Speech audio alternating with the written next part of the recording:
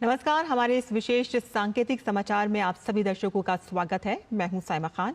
मेरे साथ है मेरी सहयोगी बीना सिंह, जो अगले आधे घंटे में आपको सांकेतिक भाषा में समाचार बताएंगी। शुरुआत करते हैं हेडलाइंस से।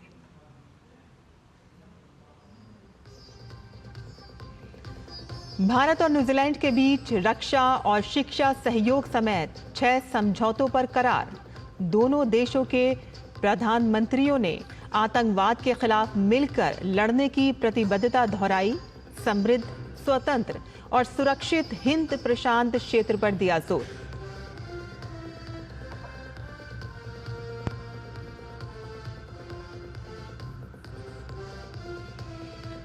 दिल्ली में आज से रायसीना डायलॉग की शुरुआत। पीएम मोदी करेंगे उद्घाटन। 125 देशों के प्रतिनिधि ले रहे हैं हिस्सा। इस बार के डायलॉग का विषय Kalachakra, people, peace and planet.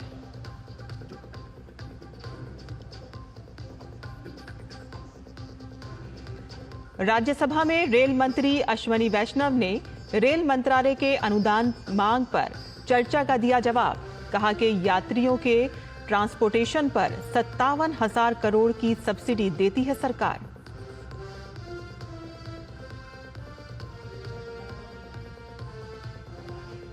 Tamil Nadu में शराब की खुदरा सरकारी दुकानों में कथित अनियमितताओं पर मचा घमासान। स्टालिन सरकार के खिलाफ भाजपा का विरोध प्रदर्शन। प्रदेश अध्यक्ष अन्नामलाई और कई प्रमुख नेताओं को पुलिस ने किया गिरफ्तार।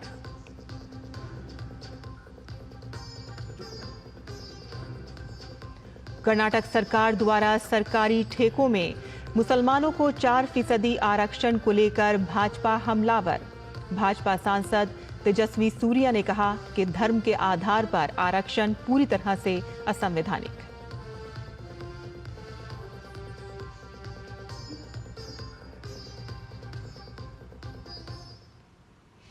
और अब समाचार विस्तार से। प्रधानमंत्री नरेंद्र मोदी और न्यूजीलैंड के प्रधानमंत्री क्रिस्टोफर लक्सन के बीच बातचीत के बाद भारत और न्यूजीलैंड ने रक्षा सहयोग संबंधी समझौतों पर हस्ताक्षर किए हैं, जिसमें खेल, बागवानी और शिक्षा के क्षेत्र में सहयोग शामिल है। बातचीत के दौरान पारस्परिक रूप से लाभकारी भारत न्यूजीलैंड एफटीए पर बातचीत शुरू करने का निर्णय लिया गया। दोनों देशों के बीच एक परस्पर लाभकारी फ्री ट्रेड एग्रीमेंट पर नेगोशिएशंस शुरू करने का निर्णय लिया गया है। इससे आपसी व्यापार और निवेश के पोटेंशियल को बढ़ावा मिलेगा। डेयरी, फूड प्रोसेसिंग और फार्मा जैसे क्षेत्रों में आपसी सहयोग और निवेश को प्रोत्साहित किया जाएगा। रिन्यूएबल एनर्जी और क्रिटिकल मिनरल क्षेत्रों में आपसी सहयोग को हमने प्राथमिकता दी है। फॉरेस्ट्री और हॉर्टिकल्चर में संयुक्त रूप से काम किया जाएगा। मुझे विश्वास है कि प्रधानमंत्री के साथ आए बड़े बिजनेस डेलीगेशन को भारत में नई संभावनाओं को देखने और समझने का अवसर मिलेगा। दोनों देशों के नेताओं ने आतंकवाद के खिलाफ लड़ाई को जारी रखने का आह्वान किया।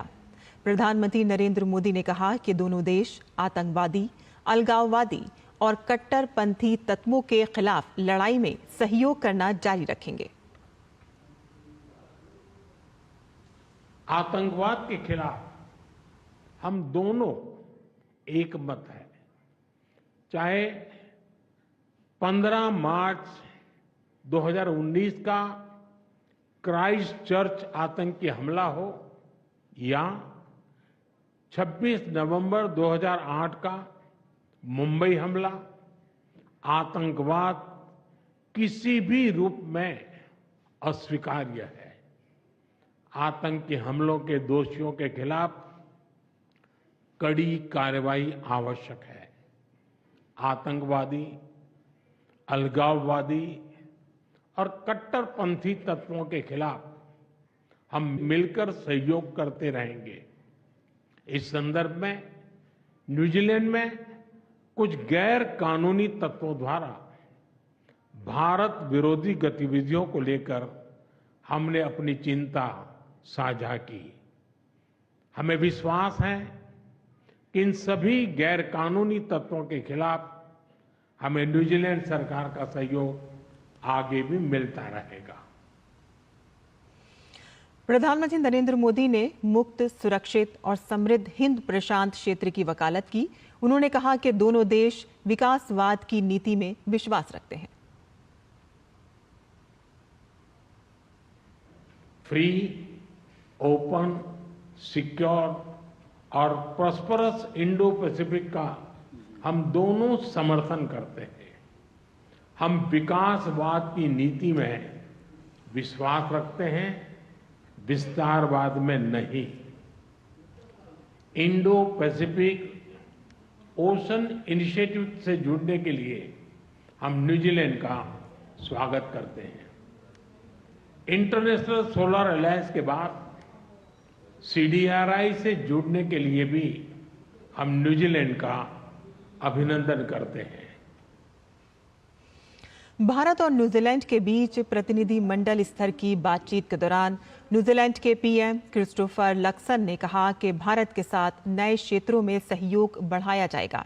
इस दौरान उन्होंने भारत में डिप्लोमेटिक संबंधों को और मजबूत करने की बात भी कही। And so to give effect to the various areas of new cooperation, my government has also confirmed that we will need more people on the ground in India. And that is why New Zealand is looking to increase our diplomatic footprint in India by more than 60%, underscoring our commitment to the relationship and our ambition to see it grow even further. And it is also my great pleasure to be able to announce Dr. Samir Saran, President of the Overseas Research Foundation and an organiser of the Raisina Dialogue with Dr. Jay Shankar, to be the next Prime Minister's Fellow from India. And I look forward to welcoming Dr. Saran to New Zealand and building even stronger engagement between New Zealand and India on critical issues facing the Indo-Pacific. So finally, can I just say again, thank you, Prime Minister Modi, for hosting me and my delegation so generously and with so much hospitality. We do look forward to broadening and deepening the relationship between our two great countries. And I also, of course, offered to reciprocate Prime Minister Modi's warm and generous hospitality by inviting him to New Zealand. और इससे पहले New Zealand के प्रधानमंत्री Christopher Luxon ने अपने 5 दिवसीय भारत दौरे पर PM मोदी के साथ हैदराबाद हाउस में मुलाकात की। न्यूजीलैंड के प्रधानमंत्री की यात्रा का उद्देश्य नई दिल्ली के साथ द्विपक्षीय व्यापार और आर्थिक संबंधों को और मजबूत करना है। गौरतलब है कि न्यूजीलैंड की संस्कृति, शिक्षा, व्यवसाय और उद्यमिता में भारतीय प्रवासियों का व्यापक योगदान है। भारत का प्रमुख कूटनीतिक सम्मेलन रायसीना डायलॉग आज से दिल्ली में शुरू हो रहा है। विषय कालचक्र, लोक, शांति और पृथ्वी है। डायलॉग का 10वां संस्करण होगा। रायसीना डायलॉग भू राजनीति और भू अर्थशास्त्र पर भारत का प्रमुख सम्मेलन है, जो अंतर्राष्ट्रीय समुदाय के सामने आने वाले सबसे चुनौतीपूर्ण मुद्दों को संबोधित करने के लिए प्रतिबद्ध है। इसमें वैश्विक स्तर पर चुनौतीपूर्ण मुद्दों पर चर्चा होगी। प्रधानमंत्री नरेंद्र मोदी इसका उद्घाटन करेंगे। न्यूजीलैंड के PM क्रिस्टोफर लक्सन मुख्य अतिथि होंगे और कार्यक्रम को संबोधित करेंगे। 6 मुख्य विषयों पर विचार मंथन होगा। लगभग 125 देशों के प्रतिनिधि शामिल होंगे और कम से कम 20 देशों के विदेश मंत्री हिस्सा लेंगे। सैन्य कमांडर, उद्यमी, शिक्षाविद, रणनीतिक विशेषज्ञ, थिंक टैंक की मौजूदगी देखने को मिलेगी। कुल मिलाकर इस डायलॉग में राजनीति की बाधाएं, ग्रीन ट्रायलेमा को हल करने, डिजिटल पृथ्वी, मिलिटेंट मार्केटलिज्म, टाइगर की तरह से फुर्तीली नई योजनाओं का विकास, शांति, इसके उत्प्रेरक संस्थान और नेतृत्व में निवेश जैसे विषयों पर बातचीत होगी। रायसीना डायलॉग 2025 के तहत विदेश मंत्री डॉक्टर S जयशंकर ने स्लोवेनिया की विदेश मंत्री तंजा फोजोन से मुलाकात की। इस दौरान भारतीय विदेश मंत्री ने वैश्विक चुनौतियों के मद्देनजर UN सिक्योरिटी काउंसिल मेंबर के तौर पर उनके काम की सराहना की।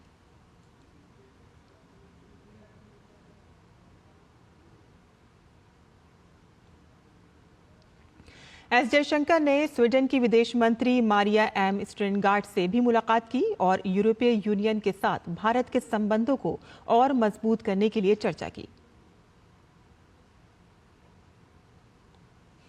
रक्षा मंत्री राजनाथ सिंह ने सोमवार को नई दिल्ली में संयुक्त राज्य अमेरिका की राष्ट्रीय खुफिया निदेशक तुलसी गबार्ड के साथ एक सार्थक बैठक की।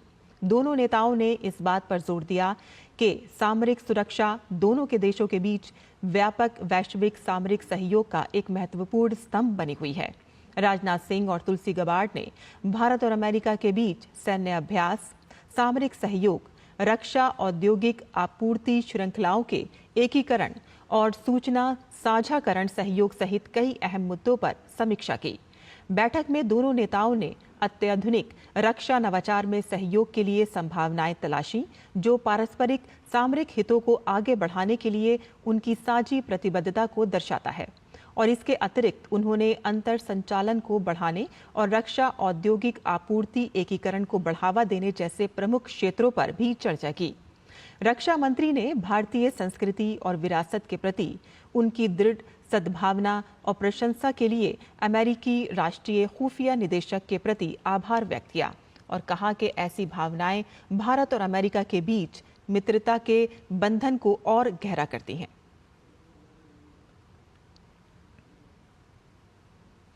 रेल मंत्री अश्वनी वैष्णव ने राज्यसभा में 2025-26 के लिए रेल मंत्रालय के अनुदानों की मांगों पर चर्चा का जवाब दिया। रेल मंत्री ने कहा कि भारतीय रेल इस वर्ष माल ढुलाई के लिहाज से चीन और अमेरिका के बाद तीसरे नंबर पर रही है। ये हर देशवासी के लिए गौरव की बात है। रेल मंत्री ने RRS फंड से फुट मसाजर लगाए जाने को लेकर उठाए सवाल पर कहा कि ये लोको पायलट के लिए लगाए गए हैं, जो बहुत कठिन परिस्थितियों में वाइब्रेशन के बीच घंटों खड़े होकर ड्यूटी करते हैं। रेलवे ने कई बड़े माइलस्टोन्स अचीव किए। इस वर्ष 31 मार्च को जो ये वर्ष कंप्लीट हो रहा है, इसमें भारतीय रेलवे वर्ल्ड के टॉप 3 देश में शामिल होगा। कार्गो की कैरिंग 1.6 बिलियन टन इस साल का कार्गो कैरी होगा। यूएस का भी करीब करीब 1.6 बिलियन है और चाइना का करीब इससे ज्यादा है। तो चाइना, यूएस और इंडिया, ये 3 देश टॉप 10 में इस बार शामिल हो रहे हैं। ट्रैक कंस्ट्रक्शन 34,000 किलोमीटर क्रॉस किया है, जो कि जर्मनी के पूरे नेटवर्क से ज्यादा है। रेल मंत्री अश्वनी वैष्णव ने यूपीए सरकार के समय के एक्सीडेंट के आंकड़े भी गिनाए और कहा कि हर एक एक्सीडेंट के बाद हम उसकी गहराई में जाते हैं और असली वजह का पता लगाकर ये सुनिश्चित करने की कोशिश करते हैं कि ऐसा दोबारा ना हो। उन्होंने जोर देते हुए कहा कि यात्रियों के ट्रांसपोर्टेशन पर 57,000 करोड़ की सब्सिडी सरकार देती है, जबकि दूसरे देशों की तुलना में देश में रेलवे का किराया बहुत कम है। ओवरऑल अगर हम रेलवे की फाइनेंशियल कंडीशन को समझें तो पैसेंजर्स में सब्सिडी देते हैं और कार्गो यानी फ्रेट से थोड़ी बहुत कुछ कमाई होती है। पैसेंजर में अगर हम देखें, कॉस्ट है हमारी रेलवे की कॉस्ट है करीब ₹1.38 अगर एक पैसेंजर को 1 किलोमीटर तक लेके जाना है। किराया लेते हैं केवल 73 पैसे का। और ये सब्सिडी कुल मिला के FY फाइनेंशियल ईयर 22-23 में देखें तो 57,000 करोड़ के आसपास थी। और FY 23-24 के प्रोविजनल फिगर्स आए हैं, फाइनल रिकंसाइल हो रहे हैं। इसमें 55 से लेके 60,000 करोड़ का टोटल सब्सिडी, ये सोशल ऑब्लिगेशन है। केंद्रीय कृषि मंत्री शिवराज सिंह चौहान ने बिल गेट्स और उनकी टीम के साथ कई अहम मुद्दों पर चर्चा की। बातचीत में कृषि, ग्रामीण विकास, महिला सशक्तिकरण, खाद्य सुरक्षा और कृत्रिम बुद्धिमत्ता जैसे विषयों पर विशेष ध्यान दिया गया। उन्होंने बताया कि गेट्स फाउंडेशन इन क्षेत्रों में वैश्विक स्तर पर कार्य कर रहा है और भारत में भी सहयोग को लेकर सहमति बनी है।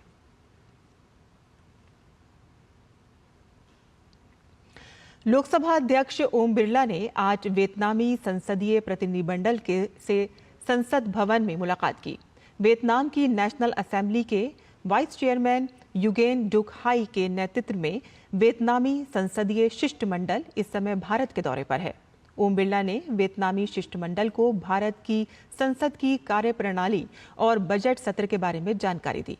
मुलाकात के दौरान लोकसभा अध्यक्ष ने भारत की संसद द्वारा अपनाए जा रहे नवाचारों और अत्याधुनिक तकनीक के बारे में बताया। इस मौके पर ओम बिरला ने भारत द्वारा जल्द ही भारत वियतनाम फ्रेंडशिप ग्रुप के गठन करने की बात भी कही। भारत और वियतनाम के बीच राजनयिक संबंधों की 50वीं वर्षगांठ पर 2022 में ओम बिरला ने वियतनाम का दौरा किया था। और यहां बुलेटिन में फिलहाल हम लेते हैं एक छोटा सा ब्रेक। आप देखते रहिए डीडी न्यूज। ब्रेक के बाद आपका फिर से स्वागत है। तमिलनाडु में राज्य सरकार के स्वामित्व वाली शराब कंपनी तमिलनाडु राज्य विपणन निगम में कथित घोटाले को सियासत परवान पर है। भाजपा ने मामले में मुख्यमंत्री एमके स्टालिन सरकार के खिलाफ मोर्चा खोल दिया है। इस बीच कथित TAS-MAC घोटाले को लेकर भाजपा के विरोध प्रदर्शन से पहले पुलिस ने चेन्नई में भाजपा के प्रदेश अध्यक्ष के अन्नामलाई, भाजपा नेता तिमिलिसाई सुंदरराजन को कई समय दिग्गजों को हिरासत में ले लिया। TAS-MAC घोटाला 1000 करोड़ रुपए से अधिक का है। अन्नामलाई ने DMK नेता बालाजी के मंत्री बने रहने पर सवाल उठाया है। अन्नामलाई ने कहा कि ये 1000 करोड़ रुपए से अधिक का है। सेंथिल बालाजी हर घोटाले में शामिल हैं, वे सरगना हैं। सुप्रीम कोर्ट ने सवाल उठाया है कि क्या उन्हें मंत्री बने रहने का नैतिक अधिकार है। बालाजी को शराब मंत्री करार देते हुए भाजपा नेता ने कहा कि तमिलनाडु के मुख्यमंत्री एमके स्टालिन ने जेल से रिहा होते ही बालाजी को मंत्री पद पर बहाल कर दिया। अन्नामलाई ने कहा कि TAS-MAC घोटाला दिल्ली शराब घोटाले से भी बड़ा है।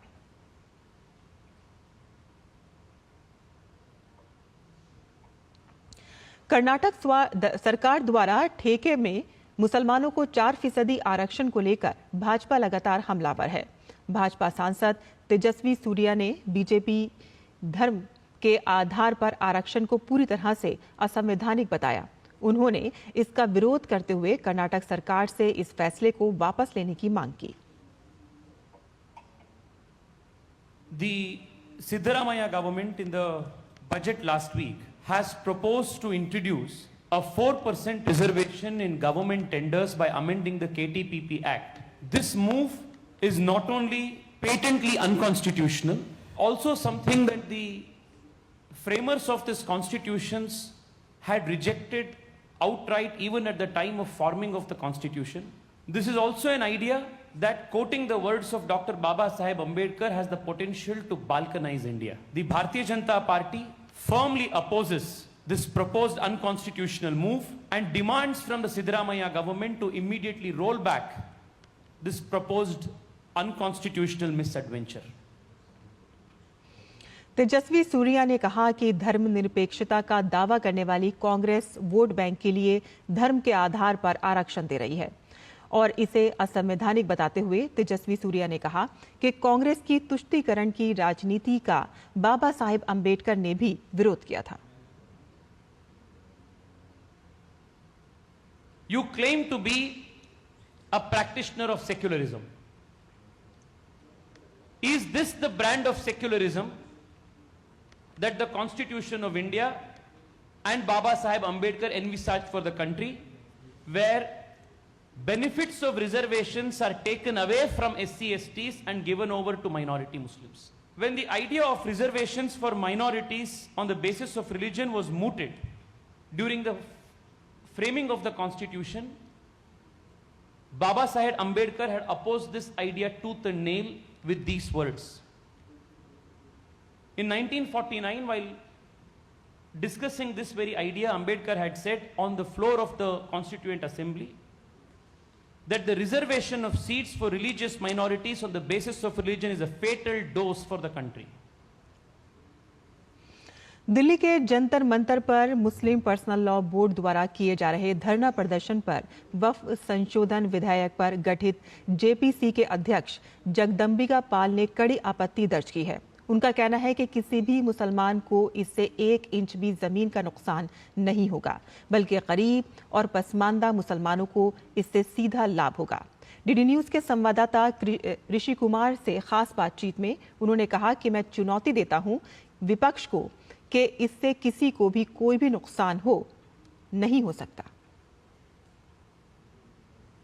वक्फ संशोधन बिल को लेकर तमाम बातें हो रही हैं। ऐसे में जो बोर्ड है, मुस्लिम पर्सनल लॉ बोर्ड है, और इन लोगों का जो कहना है कि ये इसके खिलाफ पहले भी थे और सरकार ने इसके मामले में उनके साथ गलत किया। लेकिन हमारे साथ इस समय वक्फ संशोधन विधेयक से संबंधित जो जेपीसी बनी थी उसके चेयरमैन जगदम्बिका पाल जी हैं। पाल साहब, जिस तरीके से आज प्रदर्शन करने की बातें हो रही हैं और प्रदर्शन किया जा रहा है, सारी बातें तो जेपीसी में आ ही गई थी, क्या मसला है? हमने उस all India Muslim personal law board को बुलाया भी था और उनको 4 घंटे हमने सुना और जमायत उलमा हिंद को बुलाया।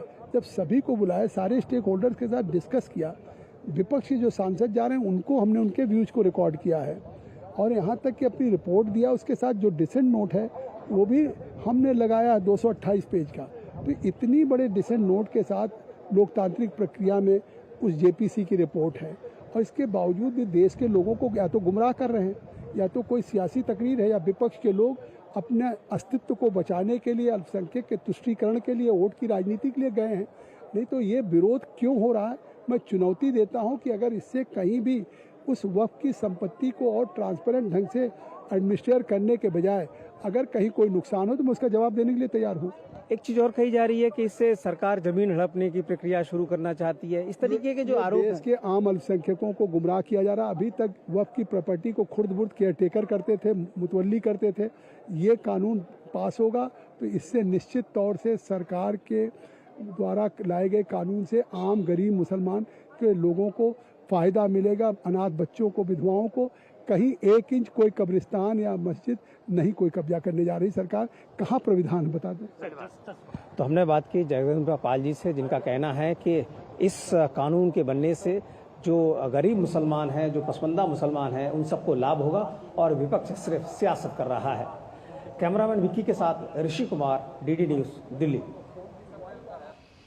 उत्तर प्रदेश के मुख्यमंत्री योगी आदित्यनाथ ने सहारनपुर जिले में मुख्यमंत्री युवा उद्यमी विकास अभियान और विभिन्न जन कल्याणकारी योजनाओं के तहत ऋण वितरण समारोह में हिस्सा लिया। मुख्यमंत्री योगी आदित्यनाथ ने अपने संबोधन में प्रयागराज में हाल ही में संपन्न हुए महाकुंभ का भी जिक्र किया। उन्होंने कहा कि प्रयागराज की धरती पर 66 करोड़ से ज्यादा श्रद्धालु आए। महाकुंभ में हर कोई आया, किसी ने नाविक का काम किया, किसी ने सफाई कर्मचारी का काम किया।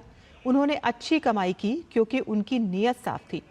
उन्होंने बताया कि डबल इंजन की सरकार में जनहित और राष्ट्रहित सर्वोपरि है। साथ ही सहारनपुर में बनने जा रहे विश्वविद्यालय पर योगी आदित्यनाथ ने कहा कि इसके बाद सहारनपुर को एक विशेष पहचान मिलेगी। विश्वविद्यालय सहारनपुर को एक नई पहचान, डबल इंजन की सरकार जब कार्य करती है तो उसके लिए लोकहित और राष्ट्रहित सर्वोपरि है। महाकुंभ का आयोजन भी हुआ 13 जनवरी से लेकर 26 फरवरी 45 दिन के आयोजन।